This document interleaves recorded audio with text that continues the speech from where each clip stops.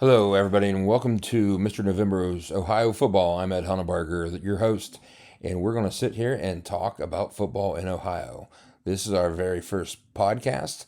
I'm very amateur at this, hoping to get the kinks worked out during the playoffs this season so I can be doing this next season, and it is flawless. So please bear with me. We're going to start off talking about Division I football.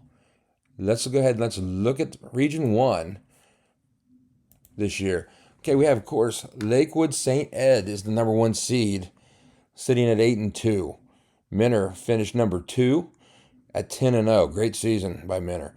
Canton McKinley, 8-2, as they had a rough loss today, against Massillon, losing 14-21, and then the longest rivalry, the greatest rivalry in the state of Ohio, people consider. Division 4 right now, not Division 4. The 4th seed is Whitmer, Toledo Whitmer. 5 is Perrysburg, and Perrysburg will be playing St. Ignatius. How about St. Ignatius getting in at 1-9, folks? This isn't the St. Ignatius that you probably grew up on that was winning state championships all the time. Iggy's only win came week 5 against Riverside, 45-33. Now, they have lost a couple close games, and they've sort of got beat by several schools by several scores. So, hard to tell what we're going to see here. Obviously, not the St. Ignatius that we've come to know in years past. The 6th seed, Strongsville, will be taking on Medina. Strongsville sitting at 8-2, Medina 3-7. Obviously, I look for Strongsville to push through that one in the first round. Some of these first round games, obviously, you get a little one-sided. Last year, when there's still 16 teams, you had some just bad games, folks. Even when there's only 8 teams, there's bad games. So you get the one against the 16. You would have maybe, one 16 or 15 seed win every year, just enough to let the OHSAA think, well, see, this is why we're giving them the chance, and not acting like they're not worried about lining their pockets full of mucho dinero.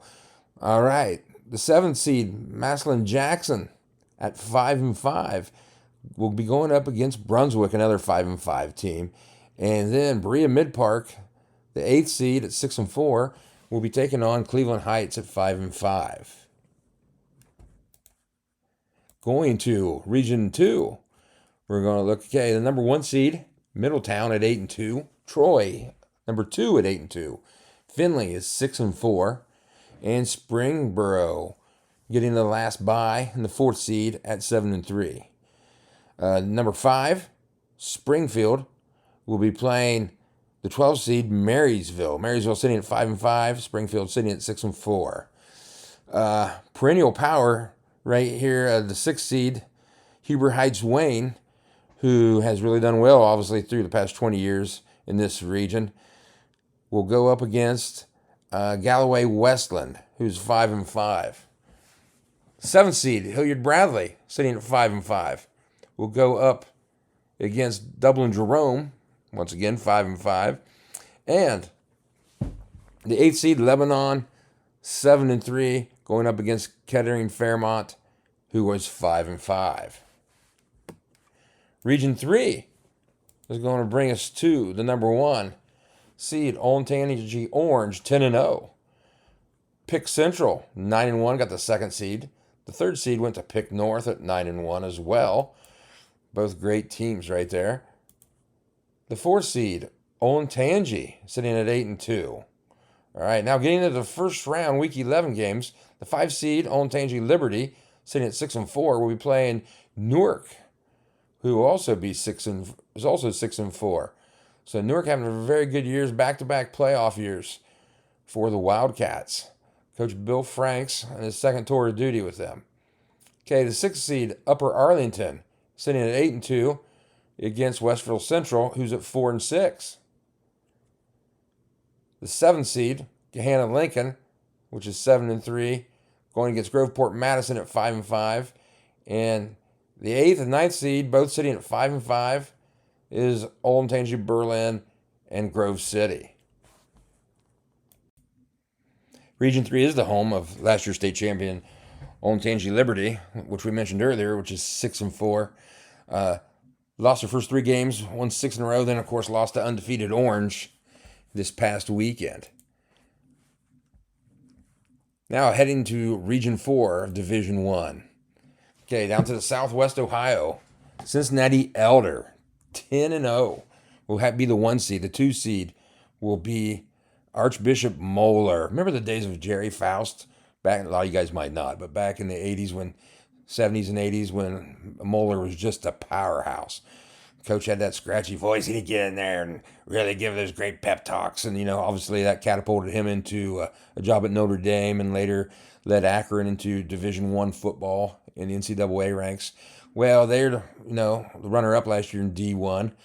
And they're number 2 seed at 7-3. St. X down in Cincinnati sitting at 7-2, the 3rd seed. And the 4th seed will be Princeton at 8-2. So that takes us in the first round games here in week 11, and it'll be 8-2. Winton Woods will be will be hosting Little Miami, who is 3-7. Once again, here's one of these lopsided games, which I don't care to see.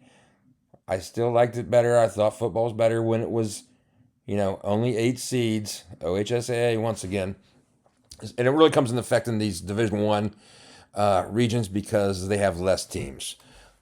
The Region 1 teams, the Division 1 teams only have about 18 teams compared to 25 to 27 for the smaller divisions. And so a lot of teams are getting in there with losing records. Okay, the number 6 seed, Lakota East, 7-3. We play in the 11 seed, Cincinnati Oak Hills, which is 4-6 this year. Lakota West got the 7th seed, and they will be playing Hamilton, which was 4-6. And then both teams tying at 8. The home team will be Fairfield, 5-5 against Mason, 5-5. So right there's the rundown of the Division I football. I look again, just looking this regions over, I really like, Moeller should have a good chance to make a nice run. Them and St. X, the winner of Region 4, should do some damage. Obviously, those teams got byes right away. You look at Region 3, you got all the Columbus area schools, the Olentangys, the Pickeringtons. They'll just be knocking the snot out of each other. We'll see who survives. We'll wait in a couple weeks and go from there before we get any predictions, possibly who could come out of that alive. Region 2 going up there, Huber Heights, Wayne, battle-tested. Just a real good battle-tested team. And, they're going to be in the mix there when it gets down to the nitty-gritty in Region 2. And Region 1, obviously, St. Ed's, Minner, McKinley. I look all for B there. Any surprise teams maybe through there? Possibly Strongsville could be a surprise team, just looking things over. And, of course, not 100%.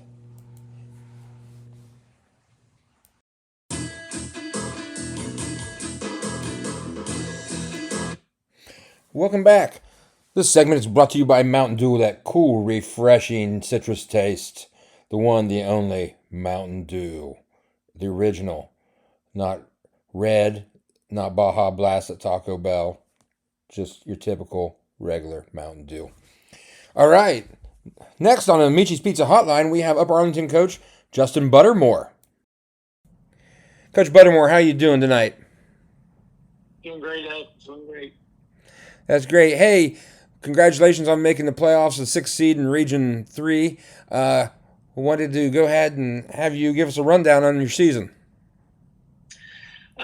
It's been quick. I mean, you know how it is. You start in August, and you feel like you got a long stretch, but once the games start, it goes really quickly. So, I felt like we flew through the first 5 games, non-league games, and we're sitting there undefeated. And, I played pretty well. I mean, still, you know how it is. Early weeks, you're still making some errors that you need to correct. And, yep. Our league doesn't afford you the ability to correct many mistakes once you get into league play. If you're making mistakes, you're not going to win very many. So, we end up winning the first couple of league games, but then went to Olentangy Liberty, who, their record didn't indicate that they were a great team, but I think they've proven since then. They play an incredibly hard schedule, and they're difficult to deal with And on a obviously, year-in, year-out basis. And obviously, yeah, defending state champs. exactly. We dropped that game. Didn't play great, but a lot of that can be attributed to the fact that they're pretty darn good. And then we had, Orange, and Orange is, I think, as good as anybody in the state. Their offensive skill is as good as I've seen in a lot of years. So, we lost those two, and we knew that was going to be a difficult stretch. But fortunately came back and beat Coughlin and wrapped it up with beating Davidson last week to get back on track and get a little momentum going into the playoffs. But, all in all, I think our kids played hard and played with great effort throughout the year. Yeah, hey, just looking at your scores, it seems like you have a very good defense. You've only given up about shade under 9 points a game. What do you attribute all that success to?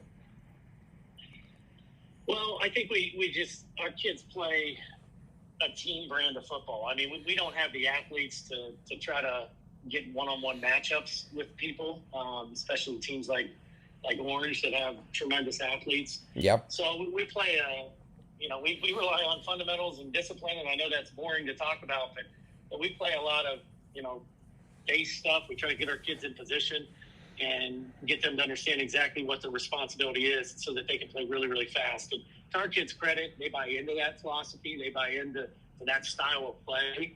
And, we've taken the ball away. I think we have 22 turnovers or takeaways this year, which, they've just been tremendous in terms of their efforts and ability to fly the football, because talent-wise, we're probably not where we've been in the last several years on that side of the ball. But the kids just play incredibly hard, and they listen. They're really smart. That sounds great. Offensively, what can you tell me about your team? Well, I think we played pretty well on that side of the ball too. We've scored some points. Obviously, against the teams in our league, it becomes increasingly difficult to score points because, yes, quite honestly, I think our league's as good as any in the state. And but overall, I think we played well. We're a little bigger than we've been up front.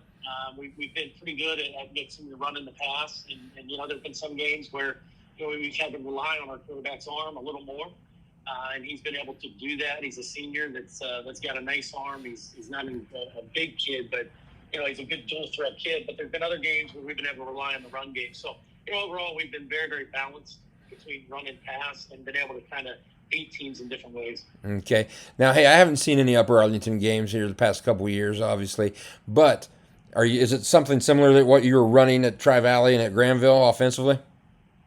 Yeah, very similar. We haven't changed much over the years. We obviously tweak it a little bit based on the skill set of our quarterback, and sometimes it's a little more pass, a little more spread, and sometimes it's a little more 11 and 12 personnel run game. But we mix between the 10, 11, and 12 personnels, and really, but it's really similar to what we did at Tri-Valley for all those years. Okay. Hey, and going into this weekend on Halloween, what can you tell me about Westerville Central? Well, they've got tremendous talent. I mean, I know they only have 3 wins, but they beat a good Grove City team. They beat a good Jerome team. They've just been inconsistent, and it's because they're playing a lot of young players, really talented players. Braxton Miller's nephew is the quarterback. Okay. They've got some other really, really outstanding kids that can go the distance on any given play. So you've got to bottle them up and try to prevent big plays. But they've been a little bit inconsistent, and I think that's what we got to take advantage of. We've got some experienced kids at this point in the year and some older players that are playing for us. So, we need to get off to a good start and try to pin in their good athletes and like I said, hopefully take care of business. Okay, and what do you think the key is for you to be get out of there with a W? What do you guys have to do? Well, I think we need to continue to take the ball away. When they've won the turnover battle, they've won games. That's how they beat Grove City. That's how they were able to hang with Jerome and win the game. We've got to find a way to win the turnover battle and really, like I said, prevent big plays defensively. And offensively, we just need the ball. We need to possess the ball. We need to, at the end of drives, the one thing that the games we've won, we've really been able to convert in the red zone. In the games we haven't been able to do that. So we've got to be able to convert in the red zone and get points. All right, sounds good. How about you get a W and then a couple of W's, and then we'll have you back on here in a couple of weeks. Sounds good, buddy. If we can take care of that, I'll gladly come back on. All right, best of luck to you this week. All right, Ed. Talk to you soon. Bye. Now it's time to talk about Division 2. Region 5 is where we'll start things, where we have number 1 seed Archbishop Hoban. Once again, a phenomenal program, a couple state championships under their belt here in the past several years, sitting at 8-1. Walsh Jesuit at 8-1. I can remember Walsh Jesuit being a real power in the 80s. Good program sitting right there. 3, Austintown Fitch at 8-1. The 4th seed getting the last bye is 7-3, Uniontown Lake.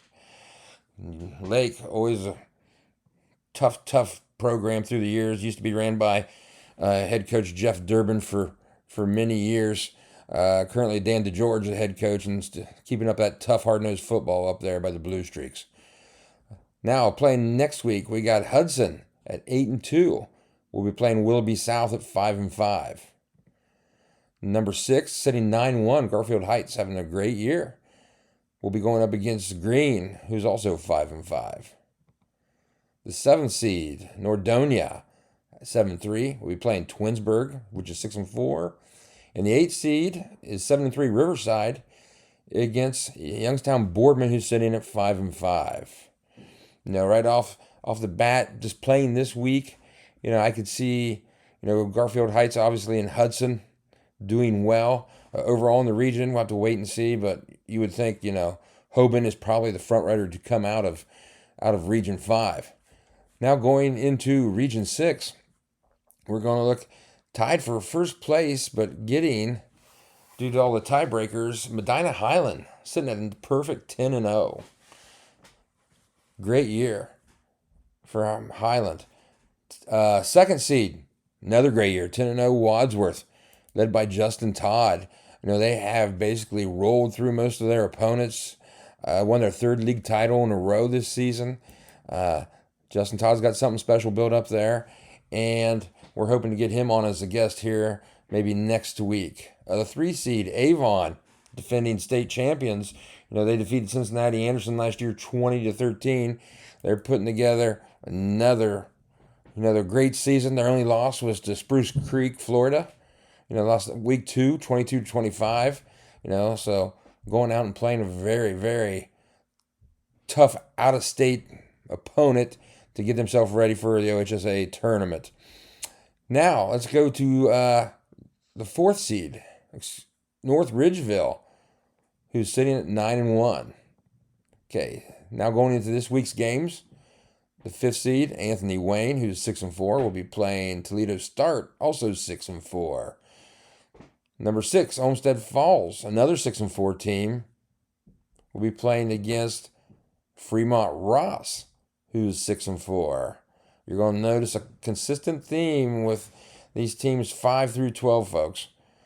Next, Toledo St. Francis de Sales, 6-4, versus Parma Heights Valley Forge, 5-5. The 8th and 9th seed, once again, both teams with 6-4 records, Broadview Heights and Oregon Clay. So we have a total of 7 schools playing this weekend in Region 6 have 6-4 records. I don't know how often you'll see that. Right now, of course, once again, just guessing, you got like Highland, Avon, and Wadsworth all to be the front runners. You have to give the nod right now probably to Avon since they're defending state champions. They are a weathered team. They've been through the rigors of 16 games last season. So, I would have to say they're the front runner to come out of that region. Region 7, here we get to the southeast part of the state of Ohio. And the first 4 seeds, which will be getting byes, Big Walnut sitting at 9-1. DeSales, 8-2 at the number 2. Massillon with a big win over McKinley. Will be sitting at 7-3 in the number 3 seed. And your 4th seed is Canal Winchester sitting at 9-1. Seed 5, you'll see Westerville South up against Louisville at 6-4. Westerville South sitting at 8-2. North Canton Hoover is the 6th seed at 8-2, going against Northland from Columbus at 7-3. The 7th seed Ashland, who just lost a tough game to Lexington, finished the season 9-1, will be playing Mount Vernon, a former league opponent, which is 6-4. Mount Vernon's sort of an upstart team. Really put a nice season together for them. They're trying to build something special down there. So that should be a nice game. Of course, Ashland's quarterback obviously going to App State. For you guys that follow recruiting, he has been a 4-year starter and is a phenomenal player. And the 8 and 9 seed, both sitting at 7-3, 8 seed Walnut Ridge will be playing Worthing Kilbourne. Like I said, both teams 7-3. You know, I like personally coming out of this, you got to look at Big Walnut and Massillon, Washington to be front runners right there. Now going to Region 8, Division 2, southwest part of the state. Cincinnati Anderson sitting at 10-0 is the first seed. Kings is 9-1. Trotwood Madison, who's made some nice playoff runs through the years, 6-3 at the 3 seed. The 4th seed is Xenia at 8-2. So those guys will be able to get some practice in, get some rest. And then we go into the 5th seed, Cincinnati LaSalle at 7-3. We'll be playing Turpin, 5-5 team. Lima Senior at 8-2 is playing Cincinnati Aiken, another 6-4 team. Team 7, Harrison, at 7-3. We'll be playing Butler, who's a 6-4, the 10th seed. And the 8th seed, Cincinnati Withrow, 8-2. We'll be playing Picowa, 6-4. Personally, really like Anderson or Trotwood Madison coming out of this region myself.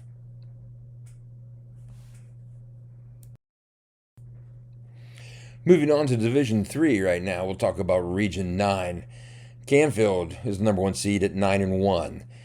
Cuyahoga Valley Christian Academy at 9-0 is the 2nd seed. 3rd seed, Gate Mills Hawkins sitting at 8-2. And Cleveland Villa Angela St. Joe, 8-1, the 4th seed. So that's going to lead us to this week's games. The 5 seed Chardon, who's got several state championships under their belt, will play Maple Heights at 7-3, the 12th seed. Akron East, the 6th seed at 8-2, will be playing Cleveland Benedictine, also 8-2.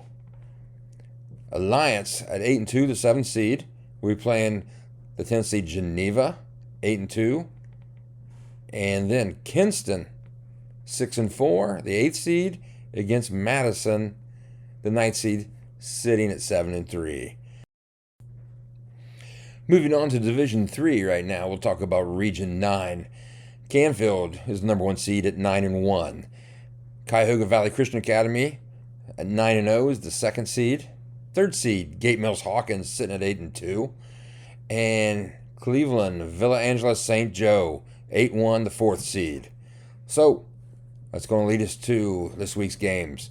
The 5 seed Chardon, who's got several state championships under their belt, will play Maple Heights at 7-3, the 12th seed.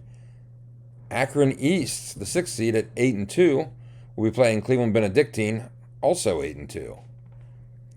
Alliance at 8-2, the 7th seed, will be playing the 10th seed Geneva, 8-2.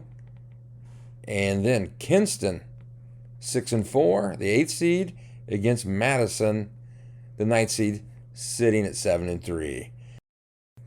Frontrunners to get out of Region 9, I'm looking at Cuyahoga Valley Christian Academy. They've only given up about 60 points, a very stout defense, and a battle-tested Chardon team, even though they're the 5th seed.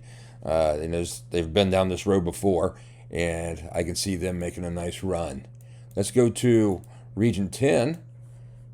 Region 10 will lead us to Medina Buckeye and the number 1 seed, sitting at 10-0. Wapakoneta, another 10-0 team with the 2 seed. Lexington was a huge win that catapulted them up to the 3rd seed at 9-1. Huge victory over Ashland Arrows, who was previously undefeated. From everything I'm hearing about Lexington, a lot of athletes, folks. And number 4, Revere. Of course, Revere sits up at Richfield. How many people remember going to the Coliseum to watch the Cavs back in the old days? But I digress. 8-2 this year for Revere. Now let's go ahead to 5 through 12 here for the games this coming week. Rocky River sitting at 8-2 will be playing Grafton Midview, a 5-5 team. Toledo Central Catholic is sitting at 6-4, the 6th seed. Will be playing the 11th seed Ontario, another 6-4 team. 7th seed Shawnee from Lima, who's sitting at 7-3, will be playing Parma Heights Holy Name, 6-4, the 10th seed. And the 8th and 9th seed, both sitting at 7-3. 8th seed is St. Mary's Memorial. And Copley will be the 9th seed right there. Out of any region in Division 3, I think Region 10 is probably the most up for grabs right here. I like Lexington with their athletes, like I mentioned previously. You have some other teams in there who have played a pretty decent schedule, but nobody really sticks out. They could really maul each other for try to get out for supremacy from Region 10. Now going to Region 11, the home of last year's state championship in Division 3, Columbus Bishop Watterson, who beat Toledo Central Catholic 19-14 last year. Well, Watterson at it again, 9-0, sitting in the number 1 seed. Licking Valley, Coach Randy Boffman, who has been the head coach since 1982 at Licking Valley, which is his alma mater. He was the head coach at Indian Valley North, who's now part of Indian Valley, for one season in 81 when that Licking Valley job opened up. Done a tremendous job, Hall of Fame coach. They are 10-0 at the 2nd seed. 3rd seed is Steubenville Big Red, sitting at 7-2. Reno once again has the boys ready to go. And the 4th seed is Tri-Valley at 8-2. Now, 5 through 12. Hamilton Township is the 5th seed at 8-2. They'll be playing Columbus Independence, 6-4. The 6th seed, Buckeye Valley at 8-2, will take on Athens, who's sitting at 9-1. The 7th seed, Bloom Carroll, 7-3, versus Linden McKinley at 8-2.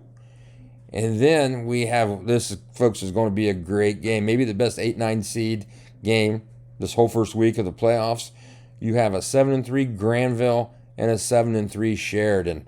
Not too far away from each other. This might be a game, if you're in Central Ohio, you want to go watch. Love to watch that one.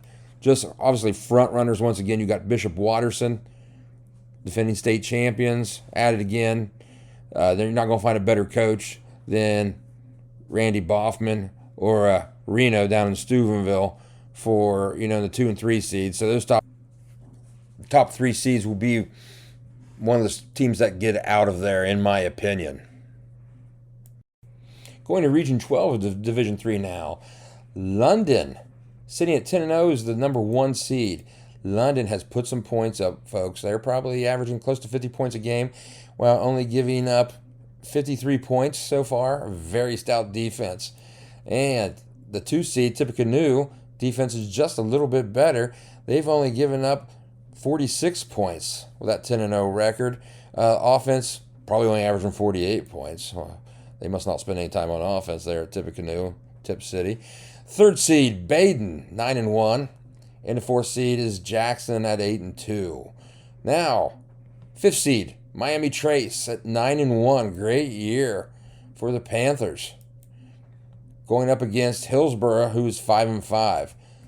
6th seed, Kettering Alder at 7-3. Going against Bellbrook, which is 6-4 this year. 7th seed, Talawanda, 9-1. Nice season. Going up against Goshen, sitting at 7-3. And the 8th seed, Archbishop McNichols, 6-4, against Chillicothe, also 6-4. So, hey, I think it has to be, on paper, London and Tippecanoe. One of those 2 teams are coming out. They're going to play in the regional championship, and we'll see which defense is the better of the 2.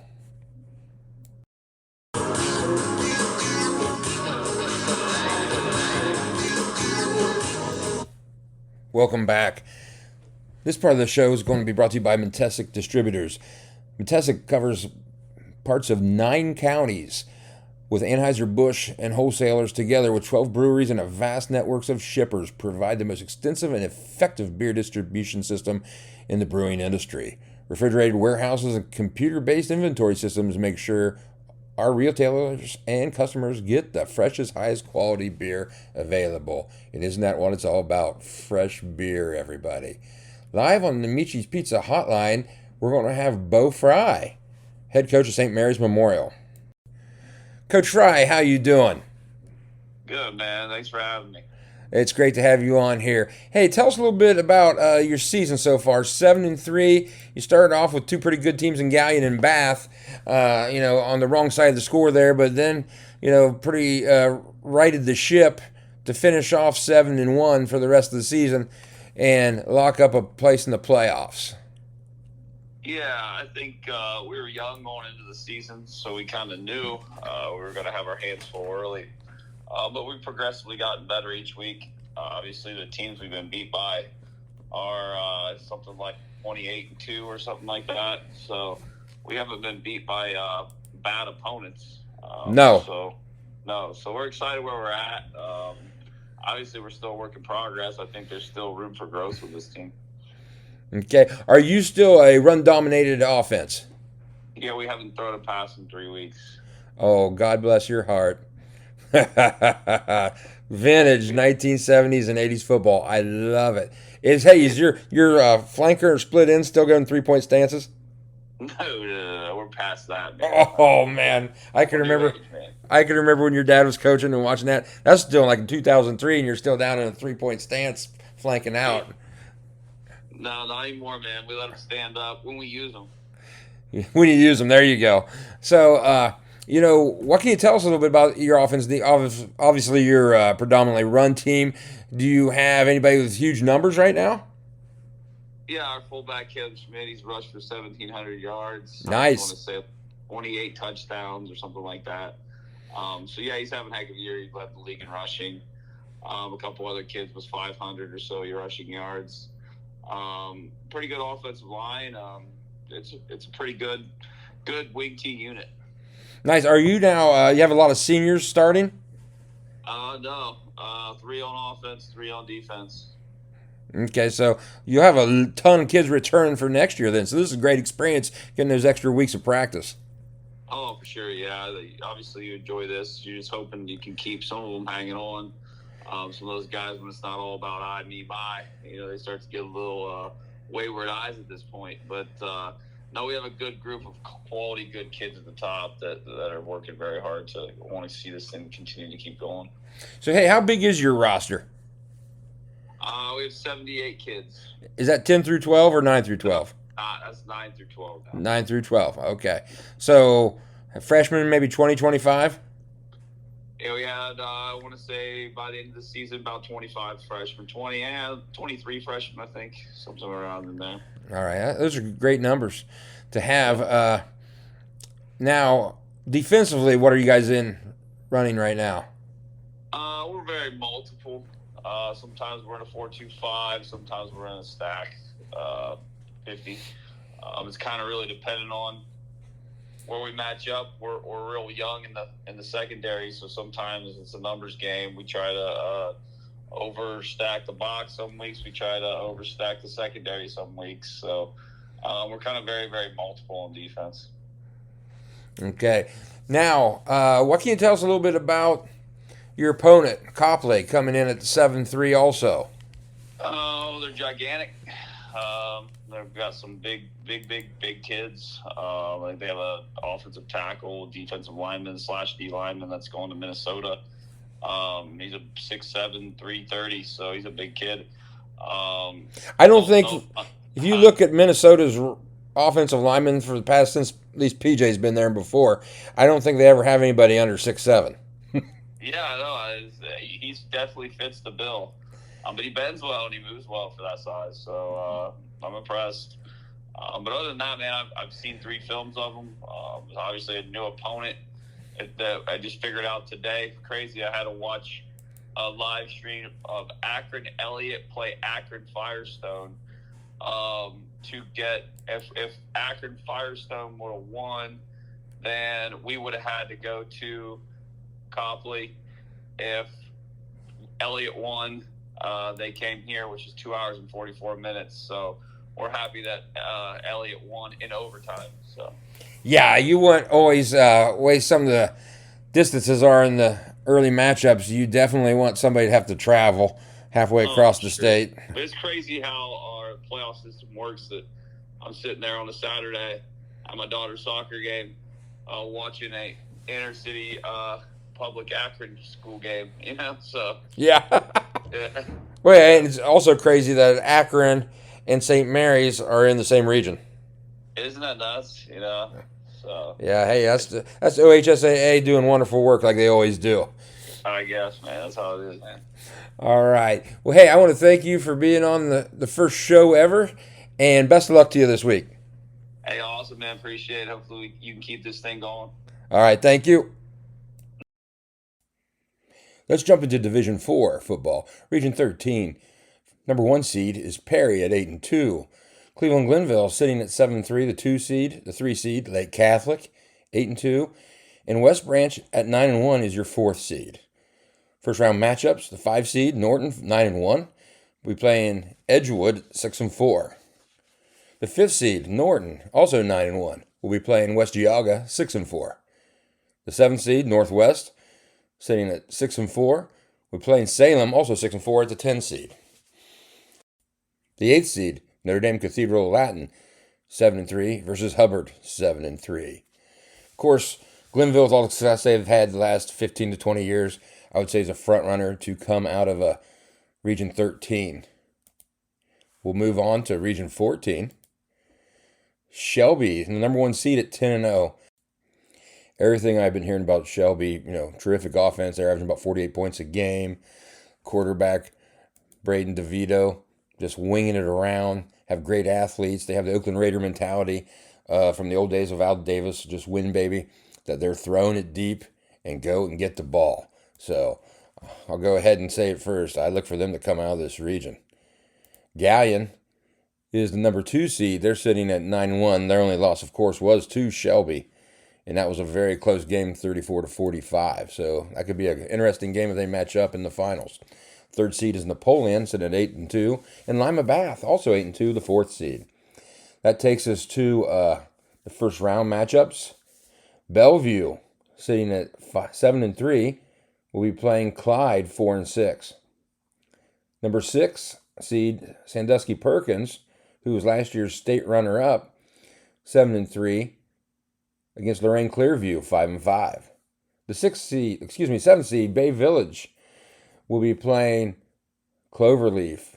Bay Village is coming in at 6-4, and Cloverleaf is also 6-4. And the number 8 seed, Clear Fork, 6-4, will be playing Orville, 6-4. Moving on to Region 15. Region 15 is the home of your defending state champion, Indian Valley. Like mentioned previously, they defeated Perkins last year 37-36. And, of course, they are riding the shoulder pads of Grady Kinsey. Not that they don't have a ton of other good players, folks, but he is phenomenal. Committed to Air Force, and he'll fit in perfectly right there. But the number 1 seed is New Lex. New Lex was sitting at 9-0 last week until they lost Week 10 game with Sheridan. So sitting at 9-1, still got the 1 seed. Indian Valley at 9-0 at the 2 seed. Jonathan Alder is 3 at 9-1. And Unioto, the Sherman Tanks, great season, 10-0. Now for the matchups. Got Columbus East at 9-1 against Canton South, 5-5. Big win by Canton South against West Holmes, got them in that last week of the season. 6, Indian Creek at 9-1. Great season for them against Johnstown, 7-3. The Johnnies play power football. They want to punch you in the mouth. The 7th seed, Circleville, 7-3, coming off of the wonderful Pumpkin Fest from a week or two ago. We'll be playing Philo, 6-4, the Electrics. And number 8 seed, Fairfield Union, 6-4. We'll be playing the Heath Bulldogs, who are also 6-4. I know New Lexington's really good this year. Senior Loudon team, I believe. But I like Indian Valley, just with they got returning back. Grady Kinsey, phenomenal player. And I would pick them, as of now, to come out of that region into the Final Four. And the last one, Region 16, we have Indian Hill, 10-0, the number 1 seed. Number 2 seed, Germantown Valley View, perennial power out of this region, 9-1. The 3rd seed will be Cincinnati Hills Christian Academy, also 9-1. And then the 4th seed, Cincinnati Taft, at 10-0. 5 seed, Clinton Massey, 9-1, will be playing Taylor, who was 6-4. The 6th seed, Brookville, at 9-1, will be playing Bishop Fenwick, who was 6-4. The 7th seed, Wyoming, will be playing the 10th seed, Roger Bacon, 5-5. Wyoming was 9-1. And the 8th seed, Washington Courthouse, 5-5. We play New Richmond, who snuck in at 4-6, but got plenty of quality wins, as you can see if they only won 4 games. I like Valley View coming out of this region because just the tradition, and they're battle tested.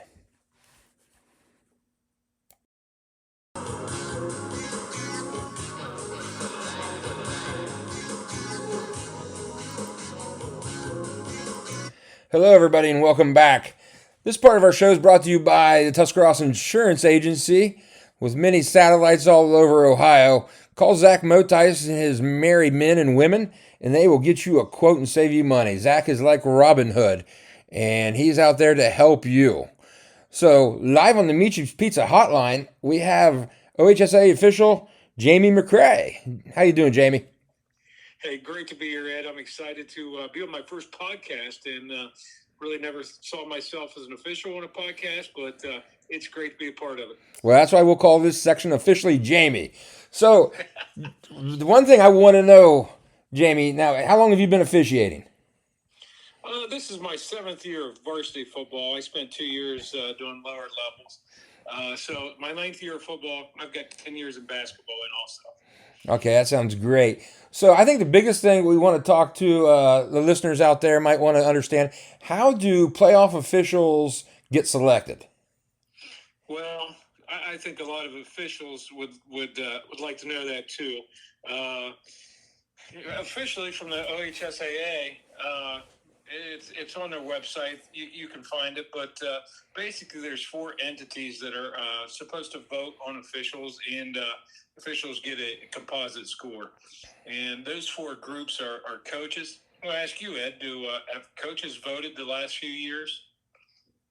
Rated officials? At times they have, and at times they haven't, due to one year there was whatever program they were using wasn't working correct.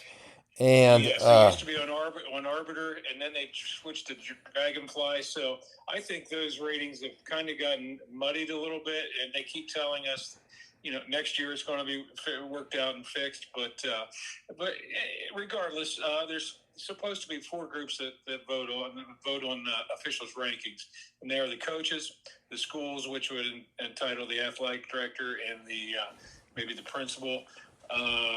The officials themselves, the association takes a vote, and our association in Tuscarawas County just took our vote for next year's playoff officials.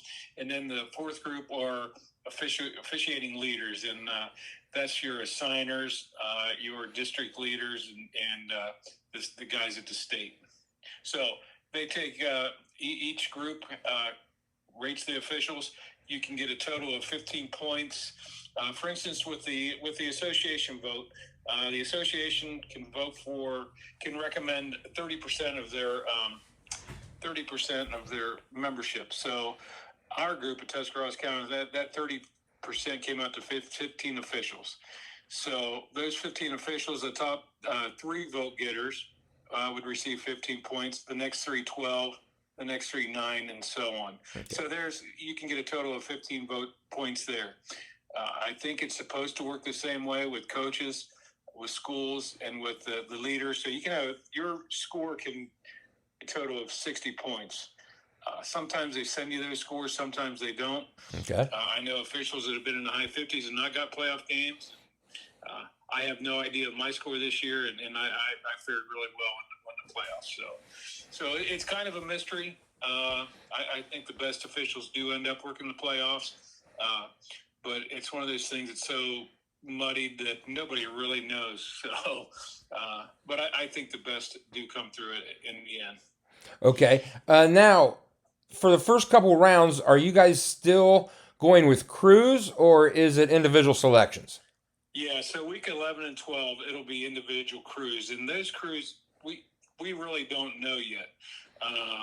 It'll come out on Sunday or Monday following Week 10 game, if you have a game or not. And we won't know if we get one. We won't know if we have two.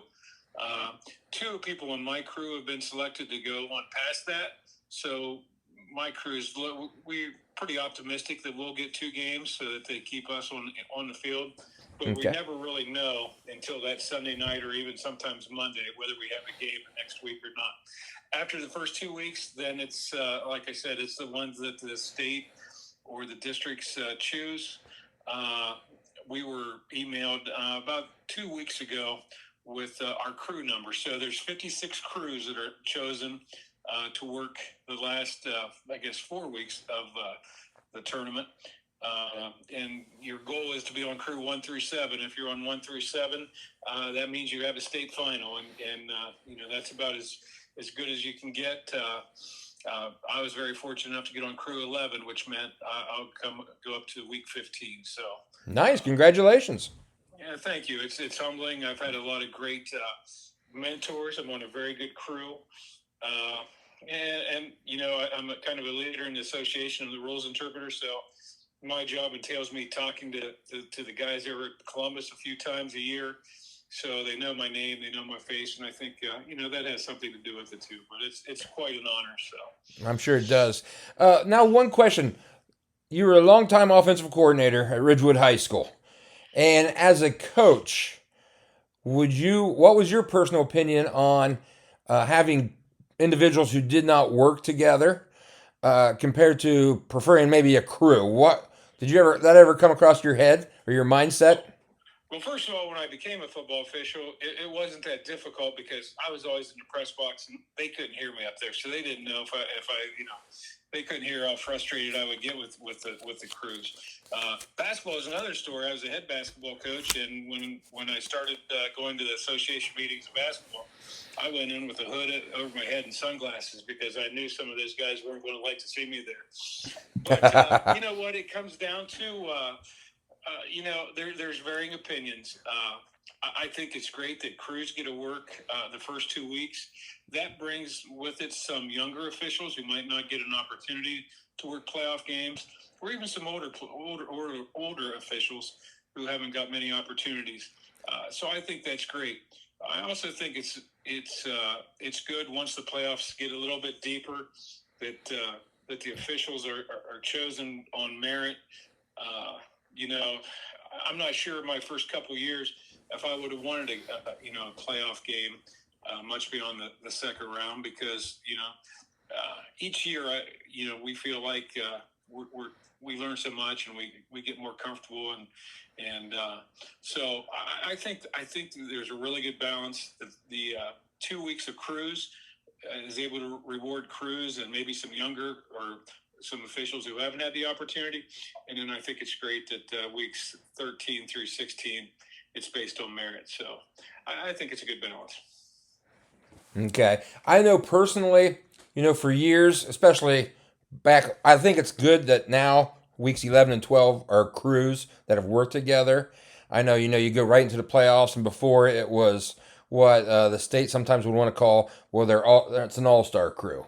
We got this guy, and a lot of these referees were driving from long distances. And I always just wondered about, they're not familiar with each other. And so sometimes, depending on what they're looking at, they don't, maybe one referee sees it, but he don't want to do anything to make the other ref look bad. It's just that continuity that they don't have because they're not used to working with each other. Yeah, and the state does a really good job of that too. We have what's called the Gold Book. And it's so our rules in Ohio are based off the NFHS, the National Federation of High Schools. Okay. And we follow their set of rules. Now, the state of Ohio has came out with a Gold Book, and in it there are our philosophies, like on holding, on pass interference, things that we need to see that we should call if we see it, or hold the flag for instance, holding. Holding needs to be at the point of contact, or at the point of contact where the play is going. If we see a hold away from the play, we're not supposed to throw it. So they've highlighted some points on things like that they want us to do. Also, mechanically, like we all are talking the same language out there. Okay. We're all lining up at the same spot. So they've done a really good job of making everybody try to officiate the same way. We don't have a lot of people doing their own things, mechanics-wise, lining up at different their own spots. We all try to follow the goal book. That way, when we are on different crews, and throughout the year, 6 of us now, there's people taking, they're not all teachers, so some of us are taking vacations in the fall, or have illnesses or whatever. We can pull somebody in off another crew or what have you off the street, and they know what they're supposed to do. So that they've went a long way to address that, and I'm kind of proud that we can do that. You talk about officials traveling a long way. We've contacted each other, the officials in my crew, and I'm the only one on this side of the state. There are 2 officials from Columbus, one from Cincinnati, one from Dayton, and one from Findlay. So Oh, wow. I think I'll probably be the one traveling, but who knows? They might all come over here too. So we won't know until Sunday or Monday of the week where we're going to be. Okay. Well, I know your association over there in Tuscarawas County is a very good one. A lot of good officials that direction. I always loved having them as a coach, and I knew, they were good and they're going to give you a fair shake. And so you keep up the good work with that association. Yeah, I appreciate it. There, Jim O'Donnell has been, my mentor, I guess, from the time I got into it. He's the one, I wasn't sure if I wanted to do varsity games. I was, happy doing the radio for WTNS, filling in for Tommy Thompson a little bit.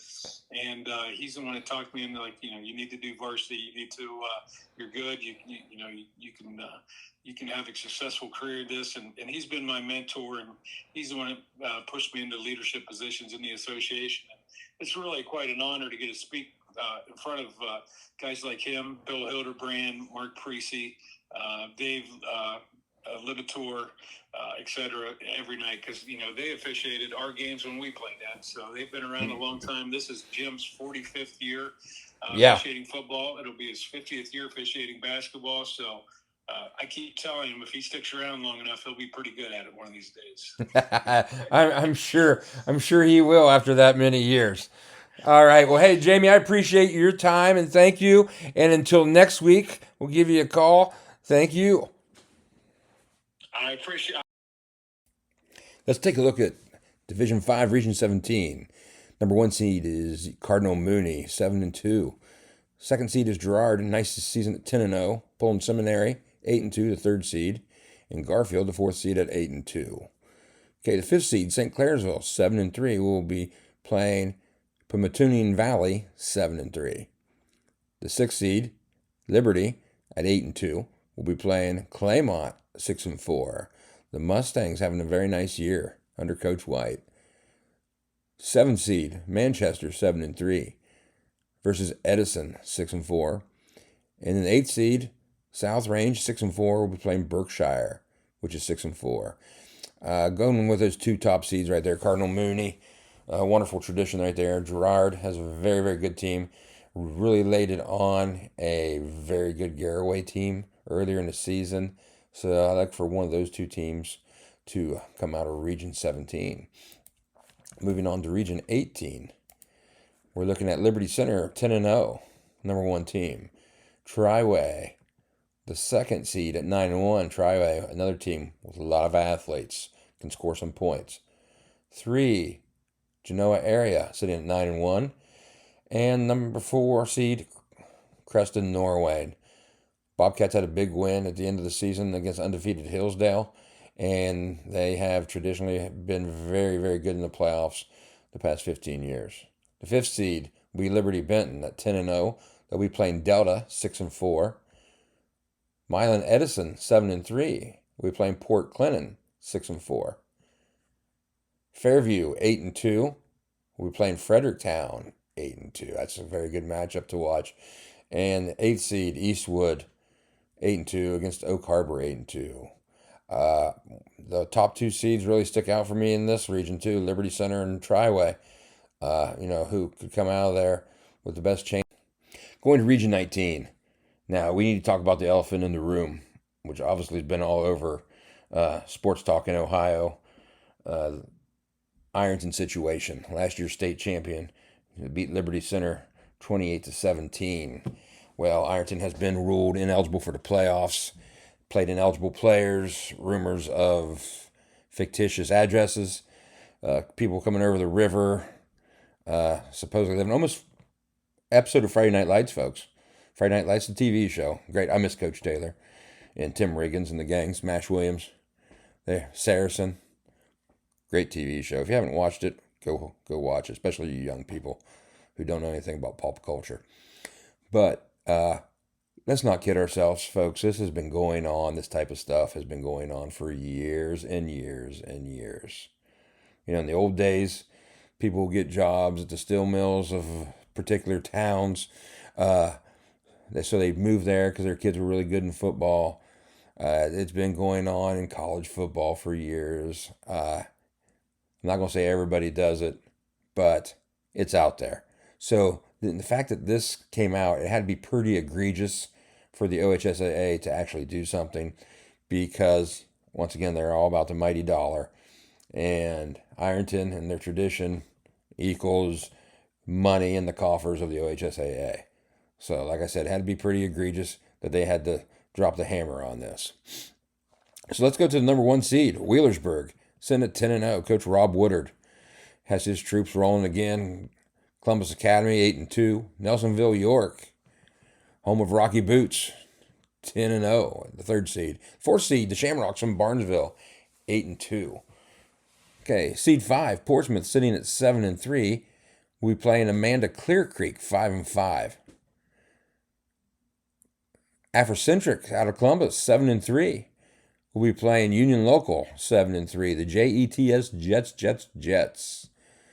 Lucasville Valley, 8-2. We'll be playing Zane Trace, the Pioneers, who are also 8-2. And then you have Cold Grove Dawson Bryant, 8-2. Playing Morgan, 7-3. Good for Morgan. They have been down for several years. They've built it back up. Now they got a playoff berth, and that is awesome to see the Raiders in the playoffs. Just off the top of my head right now, once again, Wheelersburg with that tradition. Columbus Academy has some athletes, of course. They could pull it in. And even Nelsonville, York could possibly the Bucks could sneak their way into. But I really like Wheelersburg.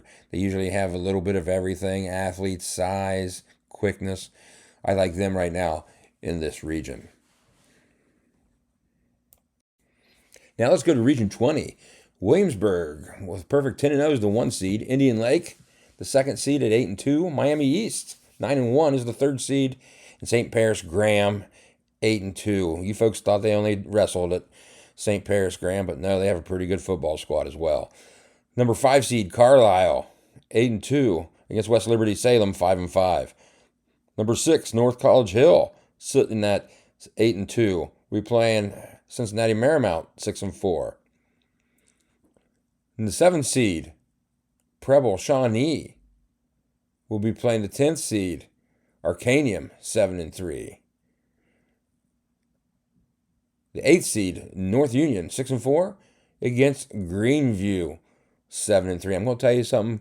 I don't know much about Greenview, but they have a little pizza place right out in the country there. I can't even remember the name, but it is very good pizza. And if I remember it sometime, I'll get back to you on it. I like Williamsburg right here, sitting at 10-0. Miami East also has a nice program. So I could see either one of those two teams being the front runners to get out of Region 20.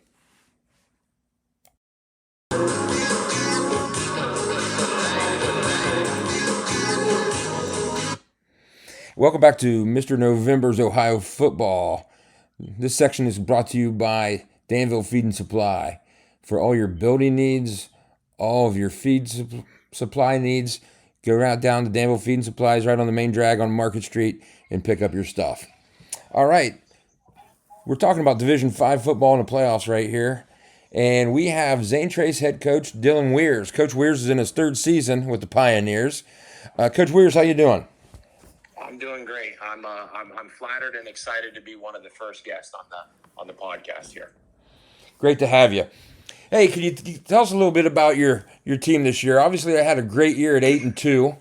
on a 3-game heater right now.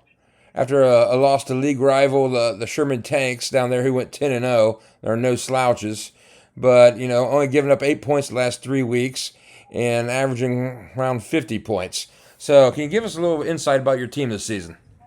Yeah, absolutely. And I got a really good group this year, and this is a question you're opening up for me. I could go a lot of ways with it, so I'll kind of try to stick to some of the things that I would say I'm most proud about the team and some of the things we really pride ourselves on. So I would start with this. Any coach from year to year is obviously looking at what went well the season before, what went wrong. We had a nice year before, went 6-4, made it the first round of playoffs, was knocked out. On the offensive side of the ball, we had a lot of negative plays, whether it was taking a sack, lost yards runnage, or a lost yards running the ball on first down. Had some inconsistency at center, not necessarily their fault, but had to play a couple different guys there due to injuries and stuff like that. So a lot of kind of snap issues that put us in long situations. So this year we made a serious effort to try to just avoid killing ourselves on offense, playing good defense, playing good special teams, limiting some penalties and some stuff like that. So we actually switched to a more under center, what most would call wing T based type offense. And we've I guess what we're proud about is we've executed exactly what we set out to do at the beginning of the season.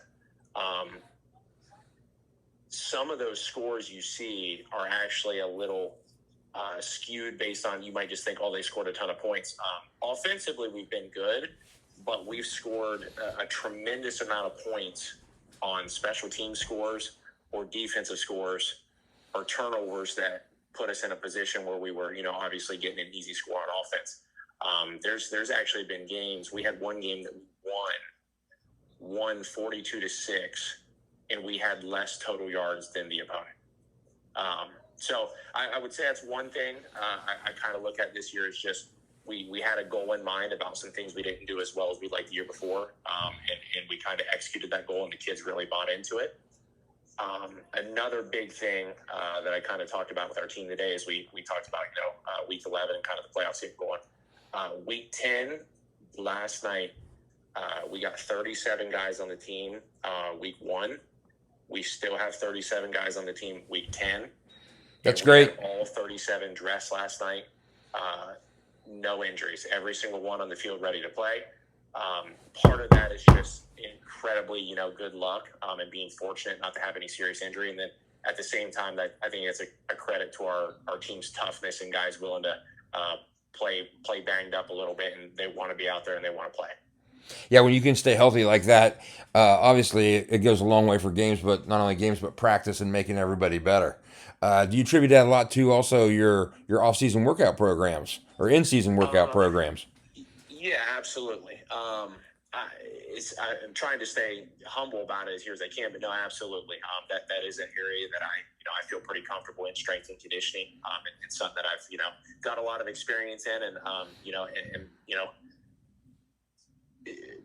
proud to take ownership of that. So yes, we lift. I know some teams that don't, been around some coaches that don't lift very much at all. I've seen some that, I think maybe they might go a little too much in the offseason. I mean, everyone's got their own thing, what they do. We try to stay right in the middle and try to stay consistent on it so the kids are used to lifting the entire season.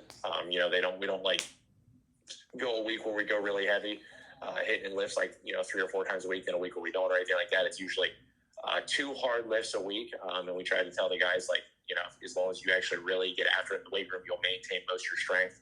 And then we just try to stay smart and tell the kids, enough weight and enough effort that we're, still keeping strength. Like we're not just not doing anything, but at the same time, let's make sure we keep ourselves healthy here and, not a max deadlifting or anything in the middle of the season. Yeah. So, hey, you got 37 kids you're talking about.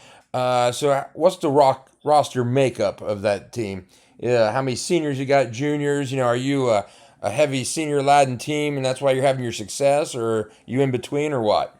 Mm-hmm. We are heavy junior senior. Regarding numbers, we have 12 seniors. Juniors are just a little about the same, and then the sophomore and freshman class are a little smaller. But there's no like huge class or one super small one. They're pretty even. The senior, on the field, you're looking at the starting 11. We're about 50-50 junior and senior. A little bit of sophomore sprinkled in here and there. Okay. But regarding the seniors, great senior leadership, a great group that leads by example. It's not all 12 are on the field at all times, but when it comes to the leadership portion of it, setting the tone for the rest of the team, I would say this is the best group of seniors I've had in my head coaching career. Okay. Now, just looking at your opponent for week 11, you're going to have to travel to Scioto County to Lucasville to play the Lucasville Valley Indians. Seeing that they're 8-2 right now, what can you tell us about them? What do you know so far? Yeah, so a couple things about that game. The very first thing is last year we went about 2 hours and 10 minutes down to Proctorville Fairland on the bus ride. So when I saw we got a 45-minute bus ride from Zane Trace, I was very excited about that. We've scrimmaged Valley, week 1 scrimmage the last 3 years. So this is actually a team we're very familiar with, and have actually already played. I mean, it was week 1 first scrimmage, but we have already played them this year. Off the top of my head, and I've already checked out some film and stuff, and obviously some things change throughout the season. But just going from the first scrimmage, they have 2 very, very, very talented running backs. If you can't get those guys on the ground and can't tackle, you're going to struggle to stop on offense.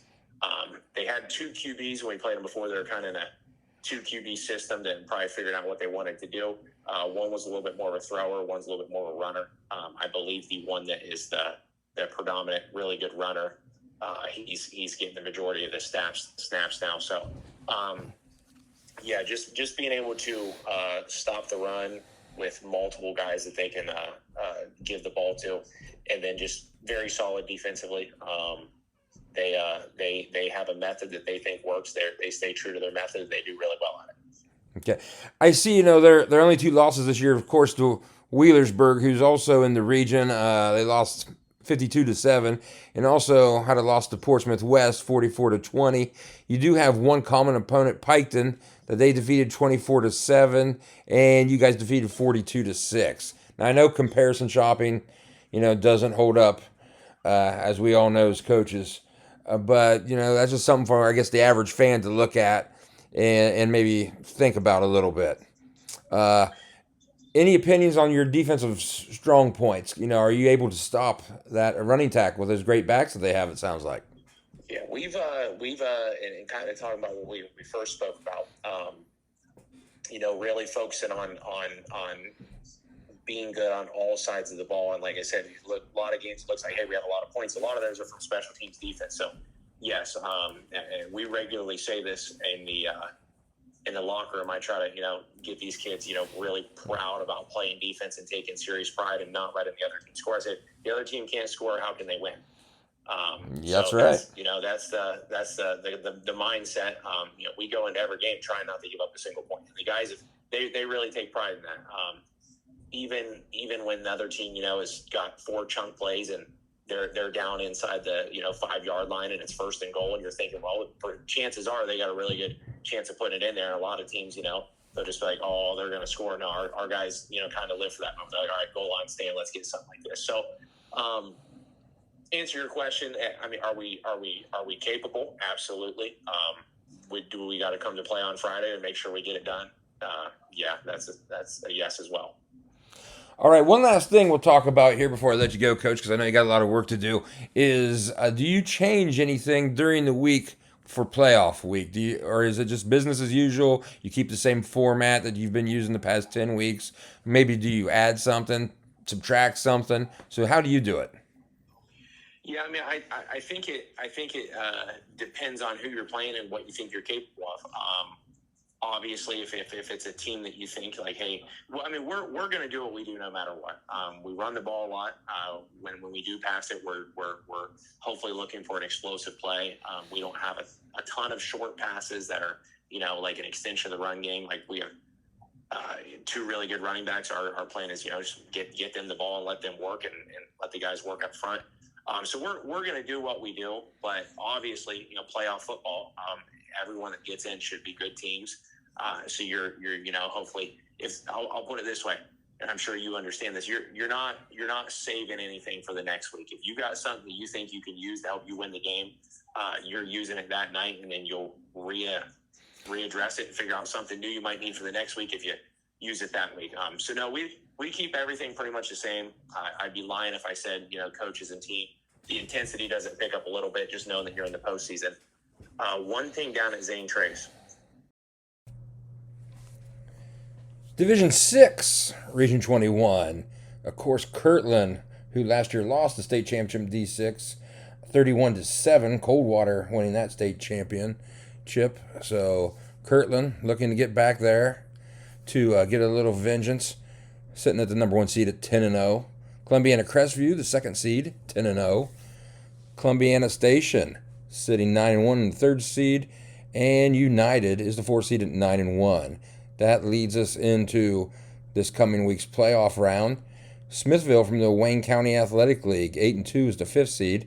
They'll be playing Cuyahoga Heights, which is 7-2. The 6th seed, Dalton, at 7-3, will be playing Columbiana, also 7-3. The 7th seed, Garraway, coming off a big victory over Ridgewood. They'll be playing Mineral Ridge, who is 7-3. The Rams. And Wycliffe, 8-2. It gets Springfield, 7-3, are your 8 and 9 seeds for Region 21. Going on to Region 22.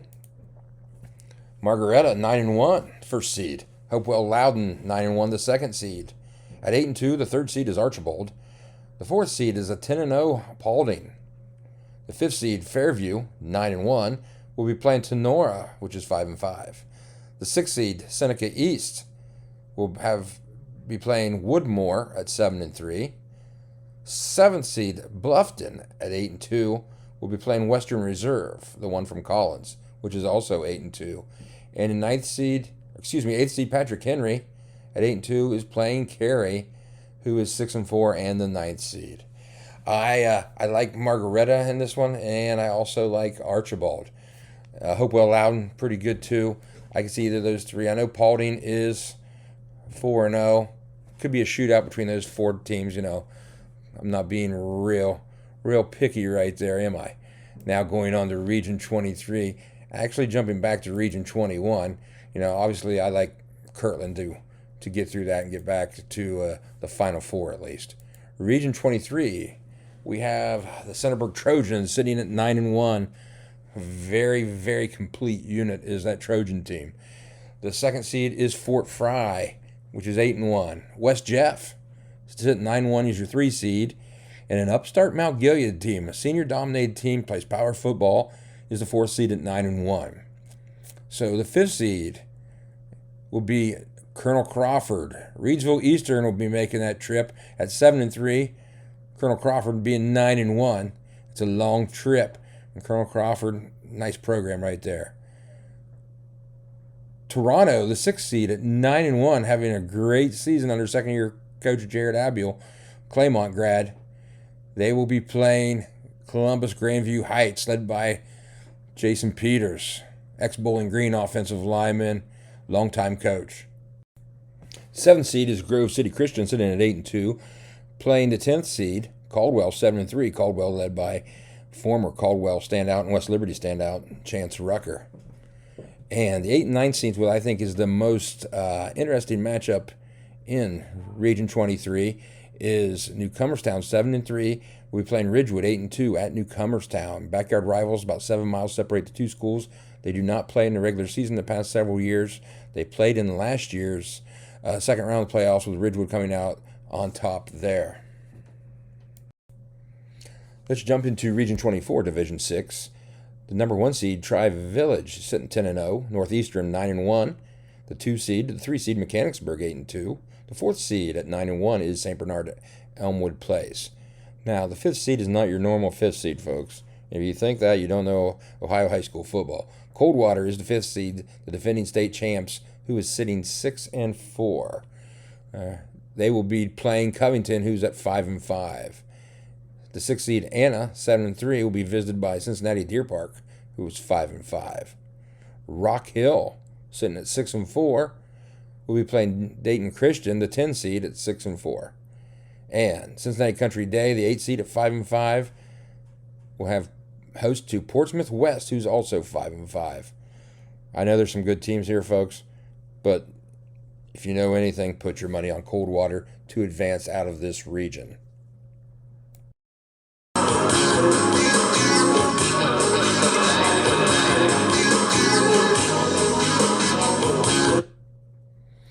Welcome back. This next interview was brought to you by the Danville Lion's Den. For all your gas and knick-knack needs, you need a candy bar, you need a sandwich, you need a slice of pizza, whatever you need, the Lion's Den has it. Beer, potato chips, Mountain Dew's ice cold, I can guarantee you that. Stop in at the Lion's Den for all of your needs. Okay, on the Michi's Pizza Hotline, we'll be bringing you Jaret, the coach of Toronto Red Knights. Coach Tuna, how are you now? Good, and you? Not so bad. Glad to have you on. Dangles, man. How was your season? Dirty freaking Dangles is right.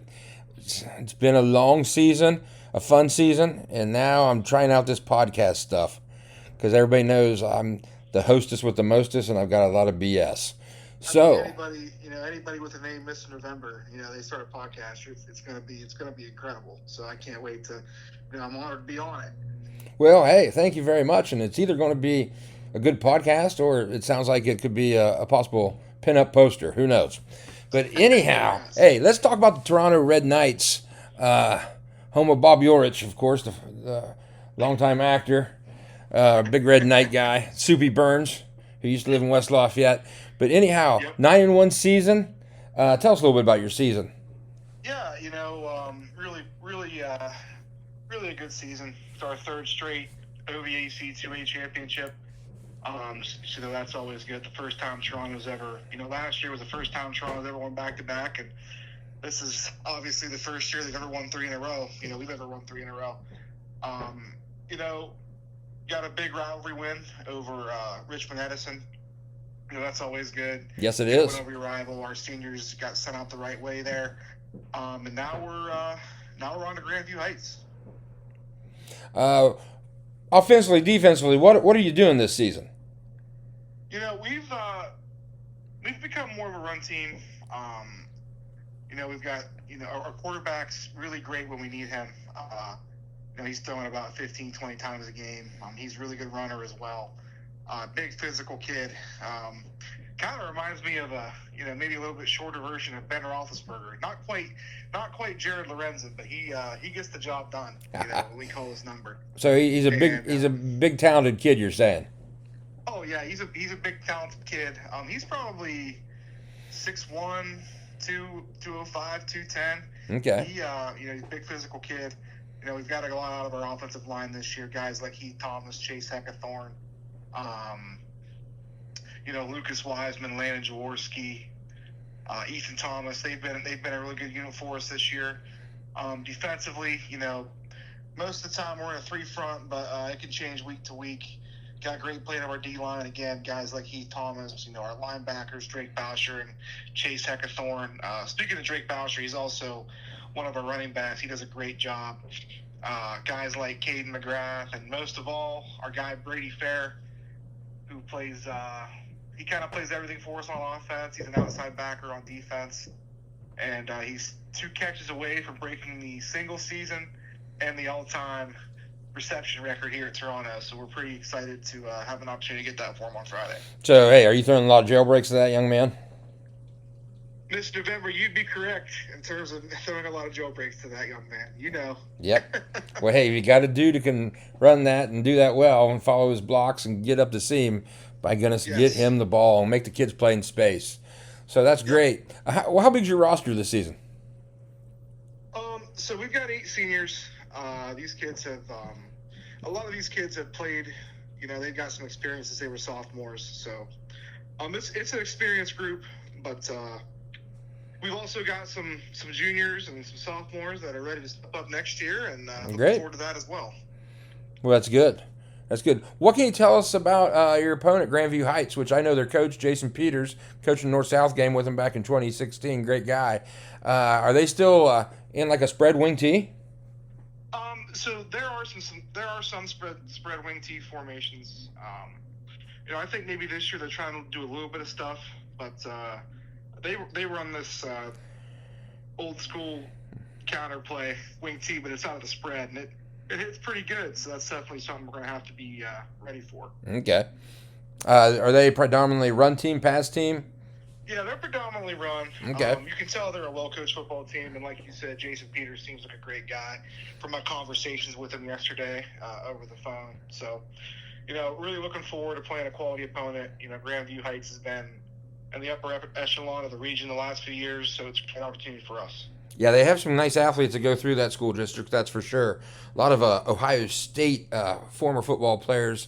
It seems like their kids have gone to that school through the years. For example, the Lachey boys that went through there, and I know there's been a couple others that's not entering my mind right now. Just looking over, what do you think best prepared you maybe for this point of the season? What's best prepared us is we've had some games where we've had to fight to get out. Like there's been some close games. For example, Monroe Central came up to the Gem City and started up 14-0 on us. But, we had to just stay patient, grind it all the way back, and found a way to win 35-21. Like I talked about earlier, a big rivalry win against Edison. And really, I think, most of all, the Newcomerstown game at Week 4 really felt like a playoff atmosphere. Newcomerstown put one on us last year. Yeah. But our kids answered the bell and found a way to win that game. And I think after that, we knew that this team could, accomplish some things. So, and I can't say enough good things about Newcomerstown as well. Coach Gadd does a great job there, and he's looking at his own playoff game this week. And best of luck to him. Yep, that's going to be a big one with Ridgewood. We were just talking about that a little bit ago. Now, just from a standpoint, of course, Newcomerstown playing power football with that full house backfield, and they're 3-5 defense. So. In the region, overall in the region, what do you think about, who's going to be, it looks like your draw here, 8 and obviously 6 and 7. So, it's going to be going through maybe Fort Frye and West Jeff for you. Yes. That's, West Jefferson and Fort Frye, two really good football teams. We're a little more familiar with Fort Frye because we've had some common opponents in recent years. Yes. West Jeff, not so much. I looked it up just in case a couple of days ago, and that's a 3-hour drive from the Gem City, the home of Robert Urich. So hey, I would much rather, if it gets to that point, if you go on a nice run, to travel to Beverly than travel over to West Jeff. Yeah, that's a lot shorter trip for you. Okay, yeah. Hey, to end this wonderful interview, gonna put you on the spot for a couple of things. Number one. Best pizza place down in Toronto. Best pizza place in Toronto. Okay, so... Now, don't burn any bridges while you're saying this. So I appreciate all of the businesses here in Toronto. They do a great job. You've got Paul's Pizza on 4th, which is formerly DeCarlo's. Oh, nice. Iggy's Pizza, who I have a great relationship with. And Gem City. I think they're all pretty close, so, in terms of what's the best. Maybe Mr. November needs to make a road trip and come down and do some pizza reviews on TikTok. Yeah, that would be a great way to spend a Saturday here coming up. We could just go to each shop, get a couple, because you can order it by the slice down here. Just get a couple slices. I love that. I can be your cameraman, and maybe I'll give you an interview over the pizza here in the Gem City. All right, that sounds great. Next tough question for you. Okay. Best road trip as a coach. Best road trip as a coach. Oh my goodness! I tell you what, I have had a lot of road trips where I was riding shotgun with Mr. November, on the way to some games. But it's definitely the trip to Cloverleaf, in Lodi. I believe we were playing Rocky River. Oh yeah. In the regional semifinal, and we were leaving for Millersburg, and I think you wanted to stop in Shreve for some ice cream. Yeah, I think I wanted to get a milkshake or something. I think you definitely did want to get a milkshake, and I was the huddle guy, so I had to set up all the huddle stuff before everybody else got there. And, you understand the stress of that situation. Yes, I understand the stress of that, and I know you were nervous as a prostitute in church. Yeah, and we left. We probably left 30 minutes before the bus did. And we're sitting there. What's that place called in Shreve? I don't remember the little ice cream place there, but yeah, you're right. But I remember too. We ramped those railroad tracks at one time. We got some good railroad tracks, and we listened to some pretty cool music. That's right. On the ride, good times. After some playoff wins, so good times. We've definitely had some great road trips. Well, Coach, hey, I want to wish you the best of luck this week, and hopefully I can make it to a playoff game and watch you guys in the near future. So get on a roll here. Absolutely. Thank you, Coach. Hey, thank you very much.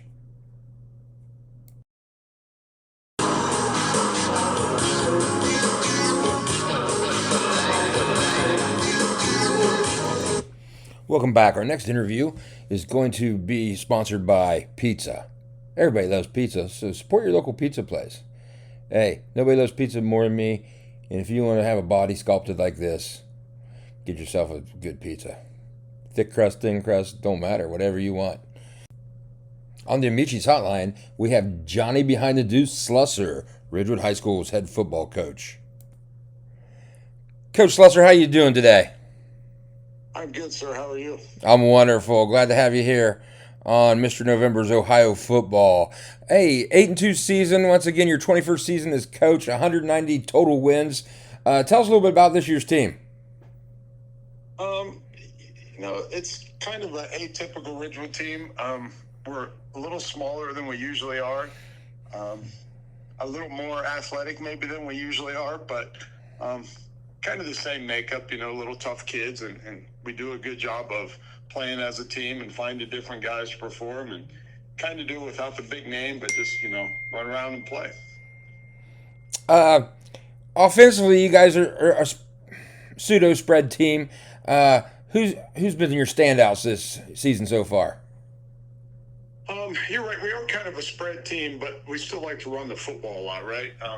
Maybe more so than in the past, just because of our speed. Our quarterback's been a big part of what we do, Jace McQueen. We've had some different guys at different times.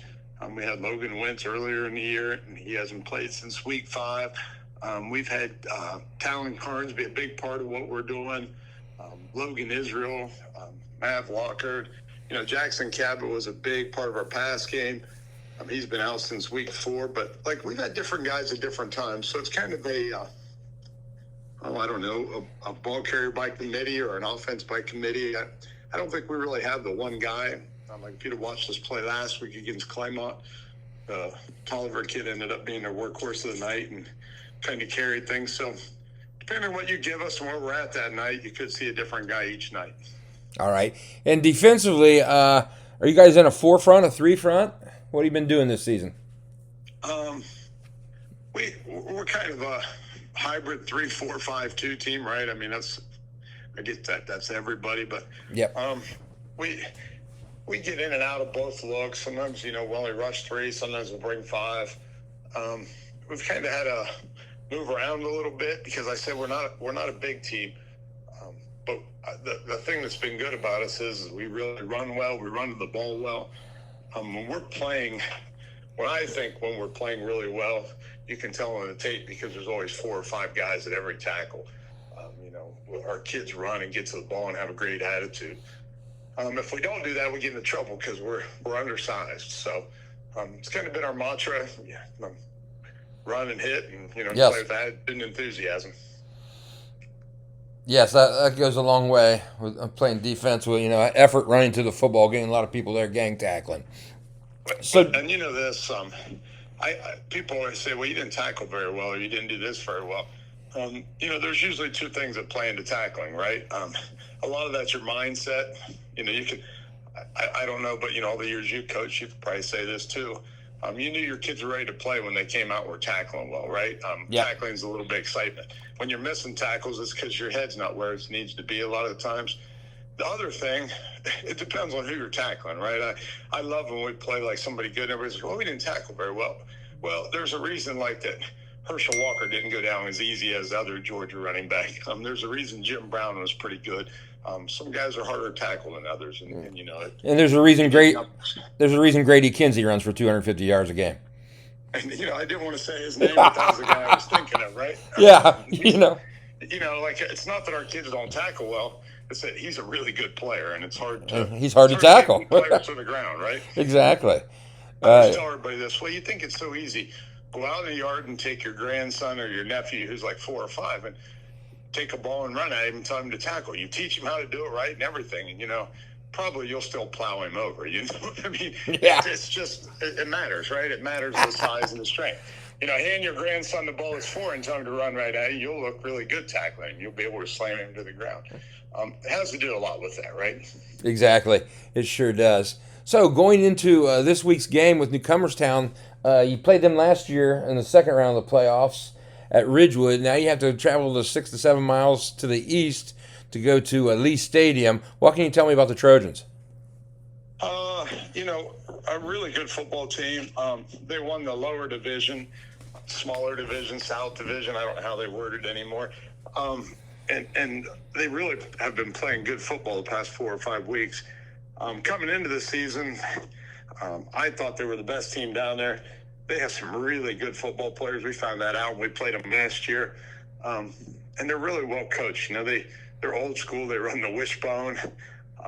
They run ISOs, and Dave's pulling their backside and, you know, running Dave's and counters. Yep. They've kind of done a defensive look. They do, and this is a compliment to Garraway. I'm not picking on them, but they almost are replicas of Garraway, which will help us because we just played Garraway, and it's going to be the same look, right? We're going to see the same look. They slant, they walk guys down, you know, and replace with it and cover the same. So they're just really good. They've got 2 really great linemen, I think. We've got 2 really good skilled kids. They're big. Everybody looks big to me, though, when we play them, but they are big, and they're physical. So it's going to be a great football game. You know, us going up there, I don't remember the last time we were at Lee Stadium. I really don't. It seems like it's been a while, maybe since my son played in 16 or 15 or something. So when was the last time that you guys played them regular season? Probably 17, right? 16 or 17? Was it before COVID? Oh, yeah. Because I didn't know when that possibly switched. I don't know. Maybe, I'd have to get off the phone and check the thing, but I don't think Gabe ever played him. Gabe started quarterback in 18. I don't think he ever played Newcomerstown. You played him in 2018. I was just looking on Joe Itel. Shout out Joe Itel. Let me jump to 2019 real quick here. You played him in 19 as well. So it may have been 2020. See, a lot of people don't know this because I look really young and they think I'm super young and good looking. I'm actually pretty old and my memory's slipping a little bit. Well, you know, that happens to the best of us.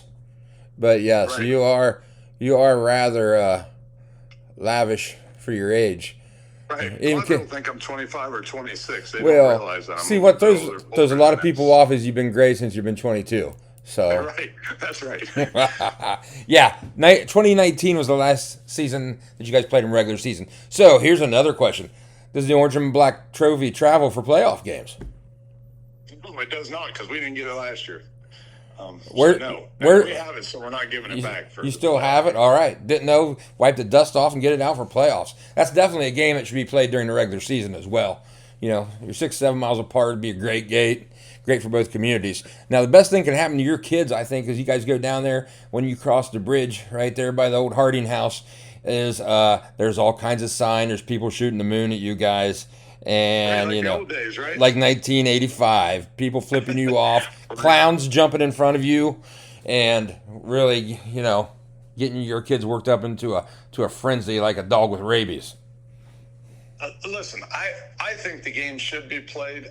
Dirk and I talked about it last year before our game, and I was like, I just hope you don't schedule it right now because I knew last year and this year, I knew they had really good players. And I didn't want to schedule him in the regular season anymore, and he wanted to schedule us. And now, as it turns out, I got to play him anyhow because of the playoffs. So I've had to play two really good Newcomerstown teams the last few years. Mm-hmm.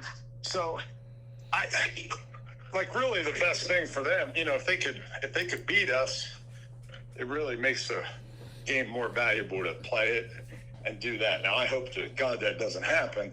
I don't want to lose to them, so it looks more valuable. But it's a great game. I told my kids the other day, which you know this because you were involved in it. Every kid should get the opportunity to play the Ridgewood Newcomerstown game because it's a fun night. Yeah. That's the only bad part about not playing the game. It's a fun night for the kids, and the communities, they like to take pride and spout off, and that's the cool thing about football. And the truth is, the adults usually make it worse than the kids, right? Yes. Especially nowadays with the kids everybody's buddy. It seems like because of social media. And it's not like you didn't really know people and you hated most of their guts, which sort of made the rivalry a little bit better. Then you got to know them as adults and say, yeah, they're okay. Yeah, they're pretty good. Now our kids all know them and like them. Yeah. The problem we have. Oh, listen, I think the problem we have in sports in general now is adults that aren't involved in it have ruined it for the kids a little bit and for the people involved, right? Yes, exactly. I think most adults make it hard on their kids. They start having to play them travel league and everything. Well, my kid really likes it. My kid's really good. And then, they get to high school and they don't want to do it anymore because they're burnt out. Yep. After the games, parents are always upset. My kid didn't. Your kid was happy too. You told him you weren't. You know what I mean? And they sit there and they want their kids not to commit personal fouls or do anything on the field, but yet they sit in the stands and scream and make fools of themselves. And you're like, it's just not stuff that would get them a personal foul in a ball game. Yeah.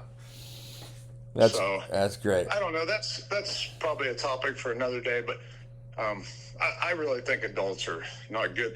You know this because you coach longer than I have, for at least as many years. But kids do so much better at getting over things and moving on than adults do, right? Yes. Like, you always think it matters so much. It's the end of the world because after the game, everybody's upset and crying. You come in the next morning for practice, and your kids are laughing, going to McDonald's or whatever, and the adults are sitting in a room fighting over something and depression and moping and yelling at each other. And kids are like, yeah, the game's over. We're on, they're on to the next thing in their life. And yeah, I think it's because our lives become so sad after a certain age. We have nothing better to do than live through that. But you could be exactly right on that. Hey, like the legendary Burt Payne would always say, the sun comes up the next day and you play a JV game. Listen, Burt actually didn't say that. I said that, and Burt copied it off of me. Did he really? Yes. I don't remember that, but okay, we'll go with that. All right, well, Coach, I want to wish you... I was at Malvern one day watching us play on a Saturday. Yes, and that's when you also said this is two bad teams playing on a Saturday afternoon. I did say that, too. Two very bad teams playing on a Saturday afternoon, yes. Yeah, and we've always given you credit for that. Yeah, I'm upset that Bert got credit for the other part because he knows that I said that and he just copied it. But okay, that's neither here nor there. That's a whole nother topic for another episode. All right, well, hey, best of luck this Friday, Coach, and go get them. Now let's discuss Division 7. Division 7 is going to be brought to you by Spearman Financial and Kenton Mickley.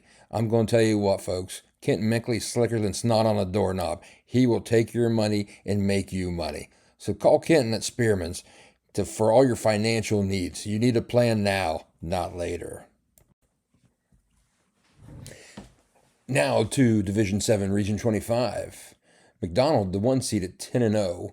The 2nd seed is Fairport Harding at 10-0. The 3rd seed, Mogador, sitting at 9-1.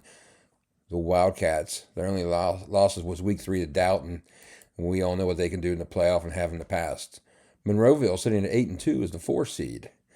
In this week's games, Malvern, 6-4, the 5th seed, will play Ashtabula St. John's, who is 5-5. East Palestine, the 6th seed at 7-3, will play Western Reserve, who is 4-6, the 11th seed. The 7th seed, East Canton, sitting at 8-2, will play Lisbon David Anderson, who is 6-4, the 10th seed, and Warren JFK, the 8th seed at 5-5, and Norwalk St. Paul, sitting at 9th seed at 5-5. Some traditional powerhouses, obviously, in this region with Mogador, JFK, Norwalk, St. Paul, JFK, and St. Paul. Not what they have been right now. If you look at record-wise, still tough programs.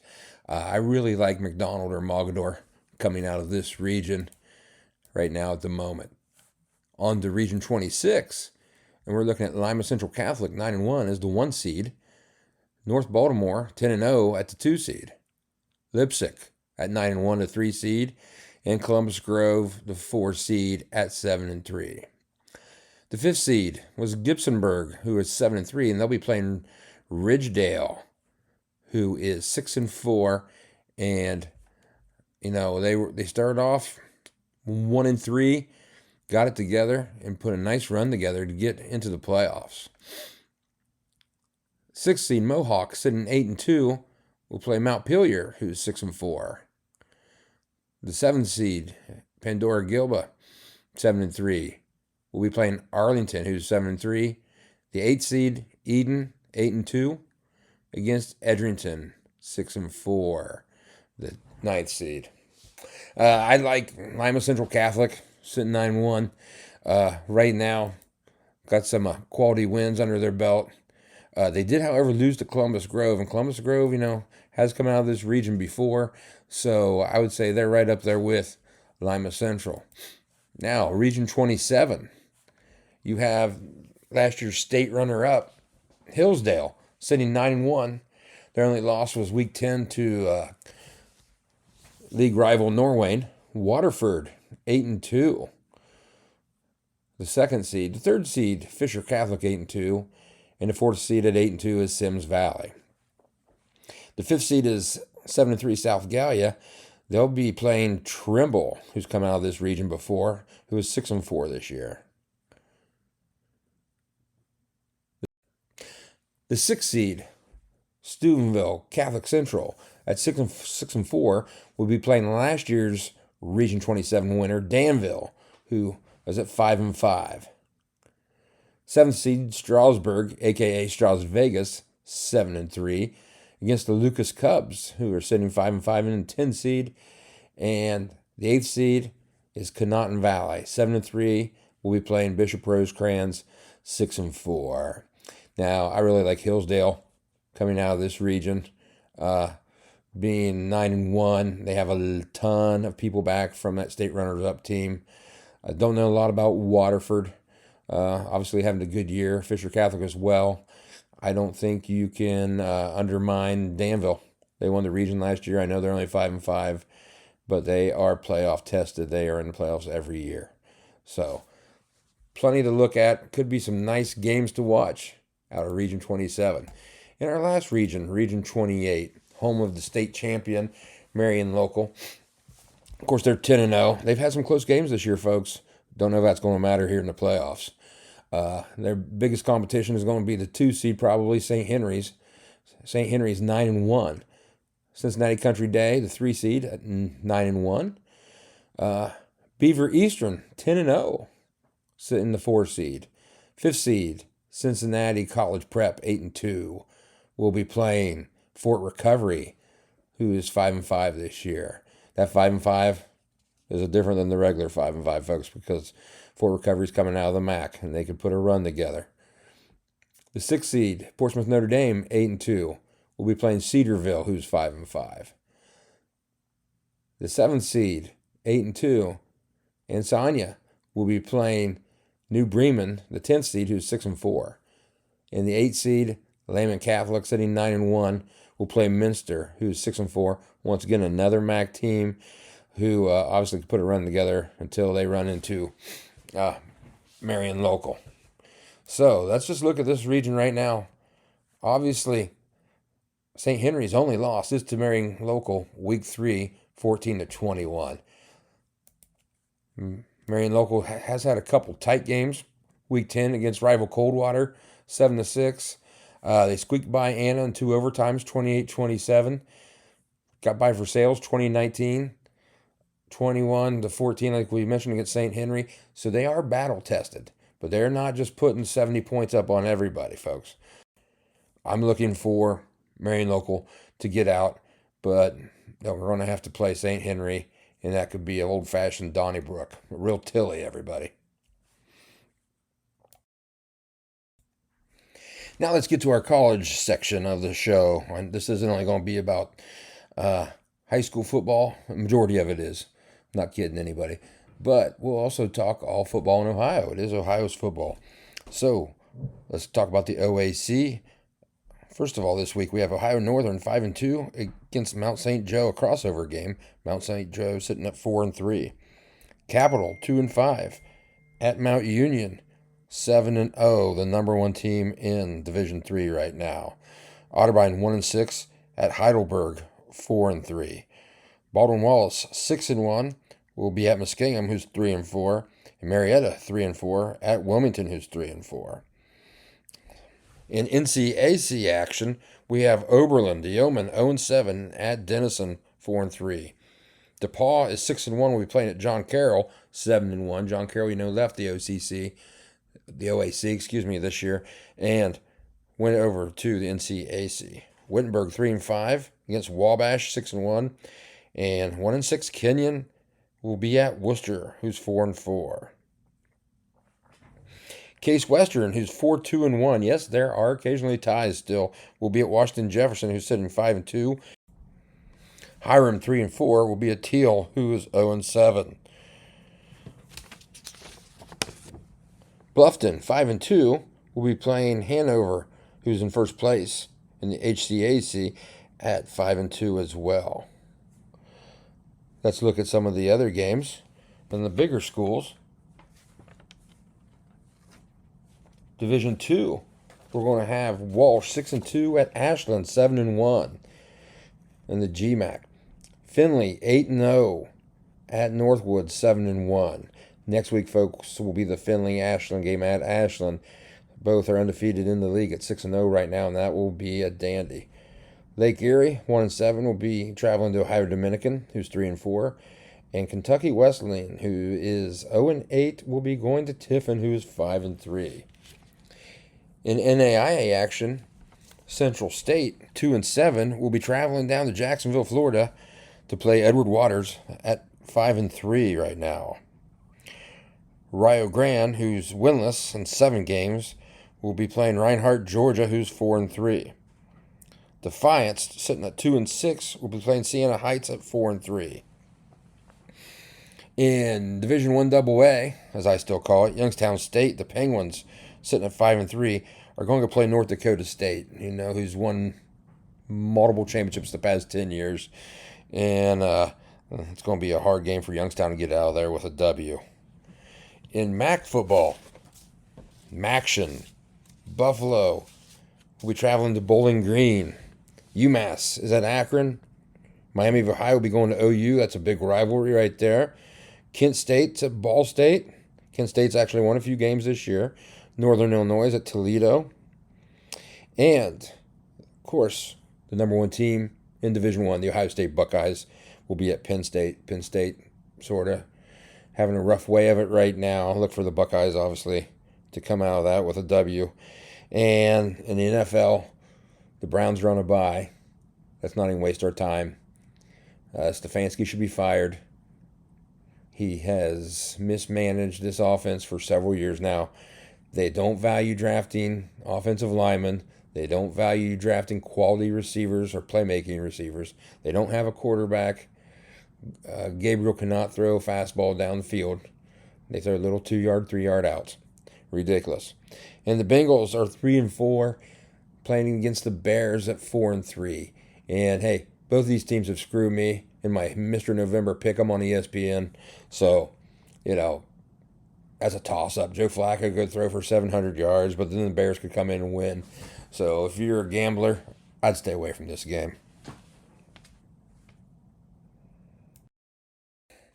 This is going to conclude the first episode of Mr. November Ohio Football.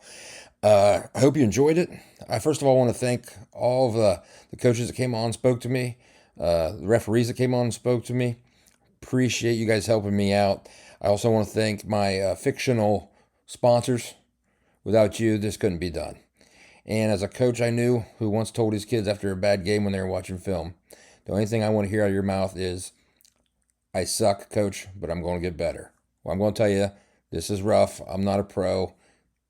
It probably sucks. But, next week, hopefully it don't suck as much, and I'm going to get better. So until then, remember, when you think you have all the answers, Mr. November changes the questions.